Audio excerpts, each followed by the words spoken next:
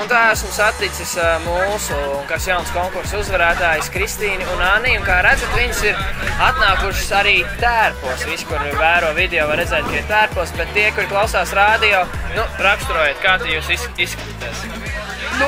Pirmkārt, es esmu kā mūķene. To uzreiz varēja visi pamanīt. Visi pievērs uzmanību ar mani kā lapsenes pietro. Ja jūs zinat, kā izskatās mūķene, stilīgā, Lady Gagas mūķene, tad jūs varat iedomāties, jā. Ar saules brillēm vēl. Un ar melnām lūpām.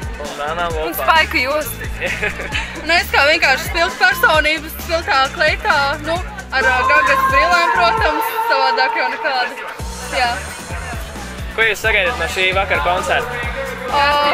Jā, šovu noteikti, Lady Gaga ieraudzīt dzīvē, un jā, tas svarīgākais. Cilvēkam dzīvē jāredz tāds šovs. Es jums pilnīgi piekrītu. Un ko jūs darītu, ja Lady Gaga jūs uzsauktu skatuves? Tas būtu vienkārši, jā, Kur ir jūs mīļākā Lady Gagas dziesma? Jo, kaut kur dzirdot jautājums? Man, piemēram, nav kāda mīļākā dziesma. Visas populārās tie hīti, tie arī man pielīp. Es ikdienā tā baigi neklausos Lady Gaga, bet pielīp tās populārās.